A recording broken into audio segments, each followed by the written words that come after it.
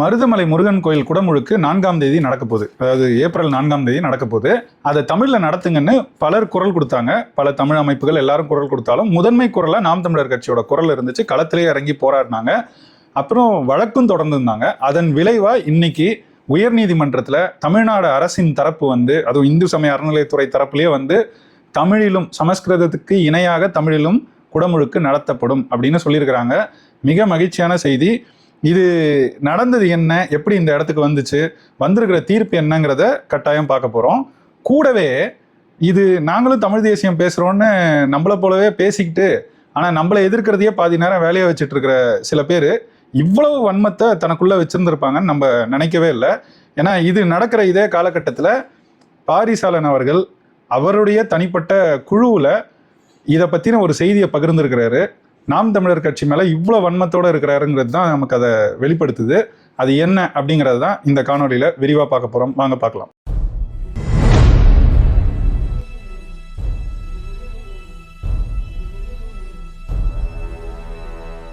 அனைவருக்கும் வணக்கம். மருதமலை முருகன் கோயில் குடமுழுக்கு ஏப்ரல் 4ஆம் தேதி நடக்க போகுது. அந்த குடமுழுக்க தமிழ்லயே நடத்துங்க. ஏன்னா தமிழ் கடவுள் முருகனுக்கு ஏன் தமிழ் இல்லாமல் இன்னொரு மொழியில குடமுழுக்கு நடத்தணும்?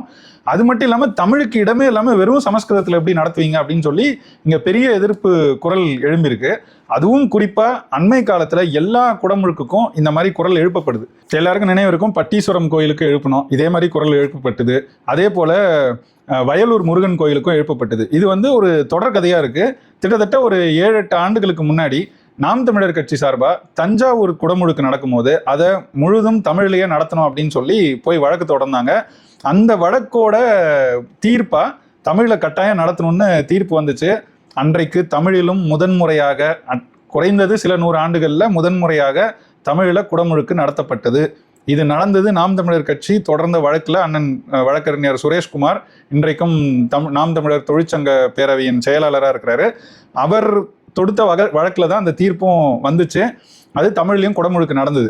அதை தொடர்ந்து இந்த தீர்ப்பையே இனிமேல் வர எல்லா குடமுழுக்குக்கும் பயன்படுத்திக்கலான்னு உயர்நீதிமன்றம் ஒரு அறிவுரையை வழிகாட்டுதலை வழங்கியிருந்தது. அப்போ அதன் அடிப்படையில் தான் ஒவ்வொரு முறையும் குடமுழுக்குகள் நடக்கும்போது, முக்கியமான கோயில்களில் குறிப்பாக குடமுழுக்கு நடக்கும்போது அதை தமிழில் நடத்துங்க, உயர்நீதிமன்றமே சொல்லியிருக்கு, அதை நடைமுறைப்படுத்துங்கன்னு நம்ம சொல்கிறோம். அதுவும் இந்த திராவிட மாடல் அரசு அமைஞ்ச பிறகு பார்த்தீங்கன்னா அன்னை தமிழில் அர்ச்சனை அப்படின்னலாம் அவங்க கொண்டு வந்தாங்க. அர்ச்சனைங்கிறது தமிழா அப்படின்லாம் நம்ம எதிர்த்து கேட்டாலும் ஏதோ ஓரளவுக்கு தமிழில் கொண்டு வரதுக்கு முயற்சி செய்கிறாங்களே அப்படின்னு நம்மளும் பாராட்டணும். அனைத்து சாதியினரும் அர்ச்சகர் ஆகலாம்னு கொண்டு வந்தாங்க. ஆனால் இது ரெண்டுமே எங்கேயுமே முழுமையாக செய்யப்படலை. அதில் பல விமர்சனங்கள் இருக்குது. அதை கூட நம்ம ஒரு பக்கம் வச்சுருவோம். இதையெல்லாம் செய்கிற நீங்கள் குடமுழுக்க ஏன் தமிழில் நடத்த மாட்டீங்க, ஏன் சமஸ்கிருதத்தில் நடத்திக்கிட்டு இருக்கீங்க? இந்த கேள்வியை கேட்டால் இதுக்கு பதிலே வரதில்லை. ஒவ்வொரு முறையும் ஒவ்வொரு வழக்குக்கும் ஒவ்வொரு குடமுழுக்குக்கும் நம்ம கோயிலுக்கு போய் போராட வேண்டியிருக்கு, அறநிலையத்துறைக்கு அழுத்தம் கொடுக்க வேண்டியிருக்கு, அதெல்லாம் மீறி கடைசியில் வழக்குக்கும் போக வேண்டியிருக்கு. அப்படித்தான் மருதமலை முருகன் கோயிலுக்கு பெரிய போராட்டங்கள் எழுந்தது. முதல்ல ரொம்ப எளிமையாக என்ன செஞ்சாங்க, நாம் தமிழர் கட்சி சார்பாக அந்த கோயில் கிட்ட போயிட்டு துண்டறிக்கை கொடுத்தாங்க. துண்டறிக்கை கொடுத்ததுக்கு என்னவோ குண்டு வைக்க வந்தது போல் அவங்களெல்லாம் தரன்னு இழுத்துட்டு போனது, தாக்கி அந்த காவல்துறையினர் அங்கே எப்படி நடந்துக்கிட்டாங்கன்றத மக்கள் எல்லாரும் பார்த்தாங்க. ரொம்ப அருவருப்பாக இருந்துச்சு. இது ஒரு பக்கம் நடந்துச்சுன்னா அதுக்கு பிறகு நாம் தமிழர் கட்சி சார்பாக ஒரு வழக்கம் தொடுக்கிறாங்க. நம்ம 2 வழக்குகள் தொடுக்கப்படுது. ஒன்று சுரேஷ் பாபு அப்படிங்கிறவர் தொடுக்கிறார். அந்த சுரேஷ் பாபு யாருன்னு பார்த்தீங்கன்னா பேரூர் ஆதீனம் இருக்காங்களா, அவங்களோட தமிழ் ஓதுவார் பள்ளியை சார்ந்தவர். அவர் சுரேஷ் பாபு ஒரு வழக்கு தொடர்ந்துருக்கிறார். அதே போல நாம் தமிழர் கட்சி சார்பாக வழக்கறிஞர் விஜயராகவன் ஒரு வழக்கு தொடர்ந்துருக்கிறார். 2 வழக்குக்கும் ஒரு வேறுபாடு இருக்கு. அவங்க நேரடியாக என்ன கேட்குறாங்க, மருதமலை முருகன் கோயிலில் தமிழ்லையும் குடமுழுக்கு நடத்த சொல்லுங்க அப்படிங்கிறது அவங்க ரிட் பெட்டிஷன் எண் 98-5 அதில் தமிழ்லையும் குடமுழுக்கு நடத்துங்க அப்படிங்கிறது தான் அவங்களோட கோரிக்கை.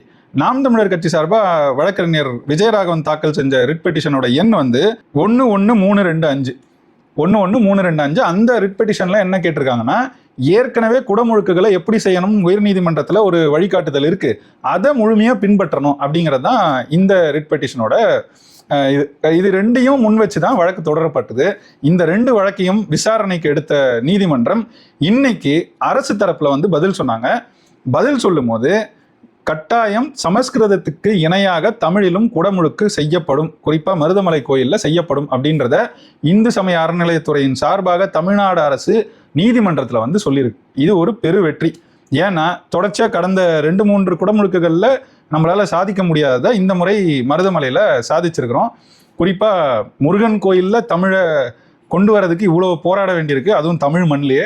இந்த கேவலத்தை என்னைக்கு தொடை தெரியறதுன்னு தெரியாம ஒரு போராட்ட களத்துல இருக்கிற ஒரு கட்சியை நானும் தமிழ் தேசியம் தான் பேசுறேன், நான் தான் இன்னும் தூய தமிழ் தேசியம் பேசுறேன், நாம் தமிழர் கட்சியே தூய தமிழ் தேசியம் கிடையாது, நான் சொல்றது தான் அவங்க செய்யணும் அப்படிங்கிறது போல எல்லா இடத்துலையும் உட்காந்து பேசிக்கிட்டு இருக்கிற ஒரு நபர் பாரிசாலன் இந்த முறையும் நாம் தமிழர் கட்சி செஞ்சிருக்கு. என்ன செஞ்சிருக்கு, என்ன நடந்திருக்கு, இதை முழுசா தெரிஞ்சுக்கிட்டு ஏதாவது கருத்து சொல்லியிருந்தா கூட பரவாயில்ல. என்ன பண்ணியிருக்காரு தெரியுமா? இந்த முகமூடியை தான் கிழிச்சு தொங்க விட வேண்டியிருக்கு. ஏன்னா தொடர்ச்சியா கடந்த ஒரு மாதமா நாம் தமிழர் கட்சியை பத்தி கண்ணா பின்னான்னு பேச்சுக்கள், அது எல்லாத்தையும் எதிர்த்து கருத்து சொல்லணும் தான். ஆனா நமக்கு அதை விட நிறைய வேலை இருக்கு. நம்ம வேலை இல்லாம உட்காந்துட்டு வெறும் யூடியூப்ல பேசிட்டு இல்லையே, இது ஒரு வேலை நமக்கு இருக்கிற பல வேலைகள்ல. அப்ப இதே வேலையா வச்சிருக்கிறவன் பேசிக்கிட்டே தான் இருப்பான். எல்லாத்துக்கும் நம்ம பதில் சொல்லிட்டு இருக்க முடியுமா? நமக்கு நேரமின்மையினால எல்லாத்துக்கும் பதில் சொல்ல, அதையே தனக்கு சாதகமா பயன்படுத்திக்கிட்டு தொடர்ச்சியா இதை மாதிரி பேசுறது. சரி, இன்னைக்கு என்ன நடந்துச்சு? இது வழக்கு வந்திருக்கு உயர்நீதிமன்றத்தில். இந்து சமய அறநிலையத்துறை சார்பாக தமிழ்நாடு அரசு நாங்கள் தமிழ்லையும் செய்கிறோம்னு சொல்லிருச்சு. இது செய்தி ஆகுது. குறிப்பாக நியூஸ் 18ல் ஒரு செய்தி வருது. அதில் அவங்களே என்ன சொல்கிறாங்கன்னு பாருங்களேன். சமஸ்கிருதத்திற்கு இணையாக தமிழில் வேள்விகள் அப்படின்னு போட்டு, கோவை மருதமலை முருகன் கோயில் குடமுழுக்கில் யாக குண்டங்களில் சமஸ்கிருதத்துக்கு இணையாக தமிழிலும் வேள்விகள் நடத்தப்படும். சென்னை உயர்நீதிமன்றத்தில் அறநிலையத்துறை உறுதி. மருதமலையில் ஏப்ரல் 4ஆம் தேதி நடக்கும் குடமுழுக்கு தொடர்பாக நாத்தாக்கா மாநில செயலாளர் விஜயராகவன் உள்ளிட்டோர் தொடர்ந்த வழக்கு அப்படின்னு போட்டு செய்தியை வெளியிட்டிருக்கு நியூஸ் 18. இப்போ நம்ம ரொம்ப எளிமையாக ஒரு கேள்வி கேட்குறோம். ஒரு வழக்கு தொடரப்பட்டிருக்கு, அதுக்கு அரசு தரப்பில் ஒரு பதிலும் வழங்கப்பட்டிருக்குன்னா இதை ஒரு செய்தி நிறுவனம் எடுத்து செய்தியாக்கும் போது பிழையாவோ தப்பாவோ போடுவானா? ஓரளவுக்காவது, அதாவது இந்த ஊடகங்கள்லாம் எப்படி நடந்துக்கிறாங்கன்னு நமக்கு தெரியும். ஆனால் அடிப்படையில் இல்லாத தகவலை அவன் போட முடியாது. அப்போது நாம் தமிழர் கட்சி சார்பாக போட்ட வழக்குக்கும் வந்திருக்கு அப்படிங்கிறதான், அது உள்ளிட்ட அப்படின்னு தான் போட்டு சொல்லியிருக்காங்க. சரி, இது வந்த உடனே பாரிசாலன் அவருடைய ஒரு குழுவில் ஒரு செய்தியை பகிர்ந்திருக்கிறார். என்னன்னா, வணக்கங்க, ஒரு புது தகவல். அந்த மருதமலை முருகன் கோயில் வழக்கு பார்த்தீங்கன்னா சுரேஷ் பாபு அப்படிங்கிற ஒரு பேரில் தான், அவர் ஒரு தமிழ் ஆர்வலர், அவர் தான் வழக்கு தொடர்ந்துருக்கிறாரு. அந்த வழக்கு தான் தீர்ப்பு வந்திருக்கு. இந்த வழக்கில் நாம் தமிழர் கட்சி ஒரு 2 நாளுக்கு முன்னாடி இணைஞ்சிருக்கிறாங்க, அதுதான் உண்மை. அதனால் சுரேஷ் பாபு அவருடைய வழக்கு, அந்த வழக்குனால அவருடைய பேரை மென்ஷன் பண்ணியே நாளைக்கு பதிவுகளை போடுங்க. நாம் தமிழரும் அந்த வழக்கில் இணைஞ்சிருக்காங்க. ஸோ அதனால் இணைந்து கொண்ட வழக்குன்னு சொல்லிக்கலாம். ஆனால் அவங்க தொடர்ந்த வழக்கு அல்ல. அது இப்போ தகவல் கேட்டீங்கல்ல. அதாவது நாம் தமிழர் கட்சி தொடர்ந்த வழக்கு இல்லையா. அதாவது சுரேஷ் பாபு தொடர்ந்த வழக்கில் 2 நாள் முன்னாடி நாம் தமிழர் கட்சி போய் சேர்ந்துக்குச்சான். அடிப்படை அறிவு இருந்தா என்ன நடக்குதுன்னு ஒருத்தர் பார்த்துட்டு சொல்லணுமா? இல்லை தான் தோன்றித்தனமா தனக்கு என்னெல்லாம் தோணுதோ எல்லாத்தையும் பேசுறது போல, யூடியூப்ல பேசுறது போல பதிவு போட்டு எழுதுறதா, பேசுறதா?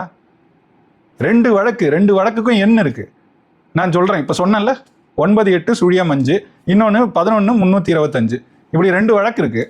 அது எப்படி இதுல சேர்ந்துக்கிட்டாங்க? எங்க சேர்ந்தாங்க? எங்க பார்த்த? எதை வச்சு சேர்ந்துக்கிட்டாங்கன்ற கருத்துக்கு இல்லை, இது எப்படி தெரிஞ்சுக்கிட்டாரு பாரி? எப்படி இந்த கருத்துக்கு இதை எல்லாரும் இப்படி எழுதுங்க அப்படின்னு வழிகாட்டல் வேற இதுல. ஏன்னா இவர் எப்பவுமே அறிவுரை வழங்குறது, வழிகாட்டுறது இப்படியே தானே இருப்பார். இயல்பா எதுவுமே செய்ய முடியாதுல்ல. தன்னை பத்தின ஒரு மிகை மதிப்பீடு எவ்வளவு இருந்தா எதையுமே முழுசா தெரிஞ்சுக்கிறது இல்லை, சும்மா போற போக்கில் அப்படியே அடிச்சு விடுறது. என்னத்துக்கு இந்த கருத்து? என்ன கருத்து இது? இதுல உண்மை இருந்தா கூட ஏத்துட்டு போயிடலாம். ஆனா என்ன நடந்திருக்குன்றதை நம்ம விளக்குறோம். சரி, எல்லாத்தையும் தாண்டி இங்க திராவிட ஊடகங்கள் எப்படி செயல்படுதுன்னு நமக்கு எல்லாருக்கும் தெரியும். ஊடகங்கள் தான் அது, ஆனா திராவிடத்துக்கு ஆதரவாக தான் முழுமையா செயல்படுது. அதுவும் இந்த ஊடகம் அம்பானியோட ஊடகம் தான், ஆனாலும் திராவிடத்துக்கு ஊதுகுழலாக தான் செயல்படுது. அந்த ஊடகங்கள் கூட செய்தியை சரியா கொண்டு சேர்க்கும் போது நாம் தமிழர் கட்சி மாநில செயலாளர் விஜயராகவன் உள்ளிட்டோர் தொடர்ந்த வழக்குன்னு போட்டு அவன் தெளிவாக கொடுத்துருக்கான். உனக்கே அவ்வளோ காழ்ப்புணர்ச்சி? இந்த திராவிடனுக்கு இருக்கிறத விடவும் உனக்கு அதிகமாக இருக்க காழ்ப்புணர்ச்சி. அவனே செய்தி வெளியிட்டான். அவன் வெளியிட்ட பிறகு அப்படி போடாதீங்க, சுரேஷ் பாபுங்கிற தொடர்ந்த வழக்கில் நாம் தமிழர் கட்சி 2 நாள் முன்னாடி போய் சேர்ந்துக்கிட்டாங்க, அப்படி சேர்ந்துக்கிட்ட வழக்குன்னு வேணா சொல்லலாம். அதுதான் உண்மை. எப்படி அதுதான் உண்மை? எதை வச்சு அதுதான் உண்மைன்ற நிலைப்பாட்டுக்கு பாரிசாலன் வந்தார்?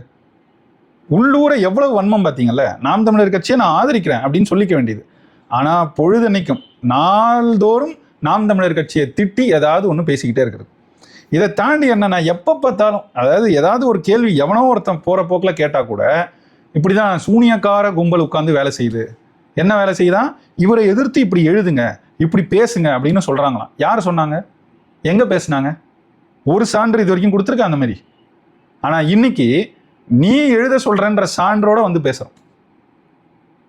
உண்மையிலே சொல்லணும்னா, அதாவது மற்றவங்க புரிஞ்சுக்கிறதுக்கும் சேர்த்தே சொல்லிடுறேன், யாருமே பாரிசாலனை நாம் தமிழர் கட்சியில் இருக்கிற முக்கிய பொறுப்பாளர்கள் யாருமே ஒரு பொருட்டாக மதிக்கிறது இல்லை. கடந்து போயிடணும்னு தான் பார்க்குறோம். ஏன் தனிப்பட்ட முறையில் நான் சொல்லணும்னா, நான் வலைவலியில் பார்க்கறது இல்லை, பாரிசாலனோட பேச்சுக்களை நான் பார்க்கறது இல்லை. அவர் வலைவலி எனக்கு பெருசாக காட்டாது. இந்த ஆதன் டிவியில் நம்ம மாதேஷோட நேர்காணல்கள்லாம் பார்க்கறதுனால அங்கே போய் பேசும்போது நமக்கு காட்டுது, அதை பார்க்குறோம். அது ஒரு பக்கம். அதை பார்க்கும்போது கூட எனக்கு கருத்து சொல்லணும்னு தான் தோணுது. ஆனால் உண்மையில் நேரம் இல்லை, நேரமின்மையினால நம்ம கடந்து போகிறோம் இந்த மாதிரி செய்திகளை. இது ஒரு பக்கம்னு வச்சுக்கோங்க. இன்னொரு பக்கம் என்ன நடக்குது? நாம் தமிழர் கட்சியில் என்னவோ எல்லாரும் இவரை வந்து தாக்க சொல்லி யாரோ சொல்லிக்கிட்டு இருக்காங்க. அப்படிலாம் யாருமே நினைக்கல, பேசுறதும் கிடையாது. எல்லாருமே கடந்து தான் போயிடுவாங்க. இது ஒரு கருத்து, இதுக்கு வேற ஒரு பதில் தேவையா அப்படிங்கிற நிலையில தான் எல்லாரும் பார்க்கறதுனால கடந்து போயிடுறாங்க. ஆனால் கடந்து போறதையே தனக்கு சாதகமாக பயன்படுத்திக்கிட்டு தொடர்ச்சியாக இந்த மாதிரி நாம் தமிழர் கட்சியை பற்றி வன்மத்தோட கருத்துக்களை பதிவு செஞ்சுக்கிட்டே இருக்காரு. இப்போ 2 நாள் முன்னாடி ஒரு சர்ச்சை போச்சு. அதிமுகவோட நாம் தமிழர் கூட்டணி வைக்கணும், அது கூட்டணி வைக்கணுங்கிற கூட சொல்லாமல் ஒரு மாதிரி மழுப்பி சொல்லிக்கிட்டு இருக்கா. அப்படி சரி, அது உங்க கருத்து யார் வேணா சொல்லலாம், அதுல சிக்கல் இல்லை. ஆனால் இப்படி வைக்கலன்னா நாம் தமிழர் கட்சி அழிஞ்சு போயிடும். இன்னைக்கு எங்க இருக்கு? அப்படி பாரிசாலன் பேசினதுக்கு அடுத்த நாளே என்ன நடந்துச்சு? அதிமுக எங்க போய் சேர்ந்துருக்கு? இப்போ இன்னும் சில நாட்கள்ல அது உறுதியாயிடும். உறுதியான பிறகு எந்த கட்சி அழிய போகுது?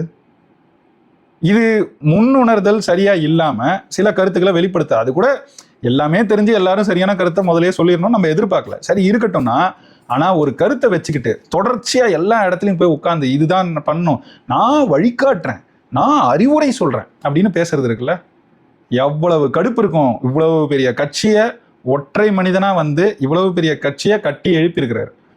இவ்வளவு பேர் சேர்ந்த ஒரு இயக்கமா ஒரு கட்சியா அது இருக்கு. அவ்வளவு பெரிய கட்சியை சும்மா எந்த களத்துக்கும் வராம வெறும் யூடியூப்ல உட்காந்து பேசுறது. ரொம்ப எளிமையா கேளுங்களேன். இப்போ மாதேஷ் வந்து நேர்காணல் எடுக்கிறார். அந்த நேர்காணல்களுக்கு பல பேர் வராங்க. யாரெல்லாம் வருவாங்க? இப்போ கட்சி சார்ந்த நபர்கள், செய்தி தொடர்பாளர்கள், பேச்சாளர்கள், தலைவர்கள், இவங்களெல்லாம் நேர்காணல் எடுப்பாங்க. ஒன்று. அதை தாண்டி வேற யாரெல்லாம் எடுப்பாங்க? சமூக ஆர்வலர், அரசியல் விமர்சகர், இந்த மாதிரி செயல்பாட்டில் இருக்கிறவங்கள எடுப்பாங்க. அதை தாண்டி யார் எடுப்பாங்க? மூத்த பத்திரிகையாளர், ஊடகவியலாளர் அப்படின்னு அவங்க கிட்ட இருந்து கருத்து உருவாக்கம் செய்யறது, இதெல்லாம் செய்வாங்க. இது இப்படிதான் இருக்கும். இதை தாண்டி இன்னும் பல்வேறு துறைகளில் ஏதோ சாதிச்சவங்க செஞ்சவங்க இவங்களெல்லாம் நேர்காணல் எடுப்பாங்க. அதில் கடைசியில் பார்த்தீங்கன்னா இந்த ஜோசியர்களை கூட எடுப்பாங்க. இப்போ வந்து சனி பெயர்ச்சின்னு ஒரே திறந்தாலே அது ஓடிக்கிட்டு இருக்கு. இந்த மாதிரி இதெல்லாம் வரும்னு வச்சுக்கோங்க. இப்படி நான் சொன்னதுல எந்த துறையில என்ன செஞ்சுட்டு பாரிசாலன் உட்காந்து பேச? பாரிசாலன்கிறவர் யார்? அவரோட ரோல் என்ன? மாதேஷ் எதுக்காக அவரை கூப்பிட்டு நேர்காணல் எடுக்கிறாரு சொல்லுங்க?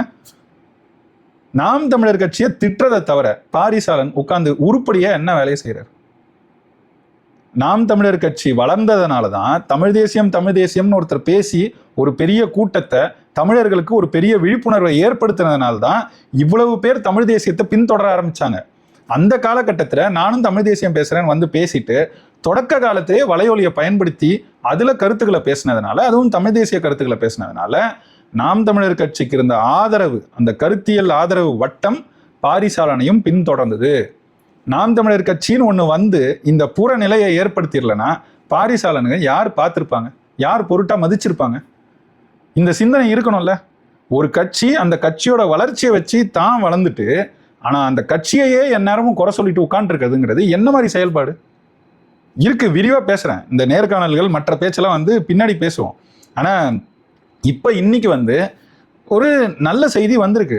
நாம் தமிழர் கட்சிக்கு ஆதரவாக தான் ஒரு நிலைப்பாடு அரசுகிட்ட இருந்தே நாம் தமிழர் கட்சி கோரியதை அரசே செஞ்சிருக்கு, இன்னைக்கு செய்யறேன்னு சொல்லியிருக்கு, உறுதியளிச்சிருக்காங்க. அப்போ இதை கொண்டாடுற இடத்துல நம்ம இருக்கோம். குறைந்த அளவு சமஸ்கிருதம் இல்லாமல் தமிழில் முழுமையாக செய்யணுங்கிறோம். அது இல்லைன்னா குறைந்த அளவு தமிழ்லையாவது செய்கிறேன்னு ஒத்துக்குச்சே அப்படின்ற நிலையில் நம்ம அதை மகிழ்ச்சியாக பார்க்குறோம். அந்த மகிழ்ச்சியை கொண்டாடணும். இதை வந்து தமிழ் தேசியத்துக்கு கிடைத்த வெற்றி அப்படின்னு நம்ம பேசணும். இதுதானே சரியா இருக்கும் அரசியல் களத்தில். என்றைக்காவது இதை மாதிரி ஒரு கருத்து திமுகவுக்கு சாதகமாக வந்து ஒரு சுபவீர பாண்டியனோ அல்லது அந்த மாதிரி இருக்கிற பல இந்த ஒட்டு திண்ணைகள் இருக்காங்க, அவங்களாம் யாராவது இது திமுகவுக்கு கிடைத்ததில்லை, இது அவர்களுக்கு கிடைத்தது, இப்படிலாம் பேசுவாங்களா? பார்த்துருக்கீங்களா? அங்கே இருக்கிற ஒற்றுமை இல்லாதனால்தான் தமிழர்கள் இன்னைக்கு வரைக்கும் இப்படி இருக்கும். அந்த ஒற்றுமையை வளர்க்குறேன் அப்படின்னு வாயில மட்டும் வடை சுட்டுக்கிட்டு உண்மையிலே வளர்க்குறவங்க கிட்ட வந்து எப்ப பார்த்தாலும் குறை சொல்லிக்கிட்டு நீ இப்படி இருக்கணும் அப்படி இருக்கணும், நீ சரி கிடையாது, நான் தான் சரி. நீ என்ன சரி? வரோம். இனி விரிவா எல்லாரும் பேச தொடங்குவாங்க.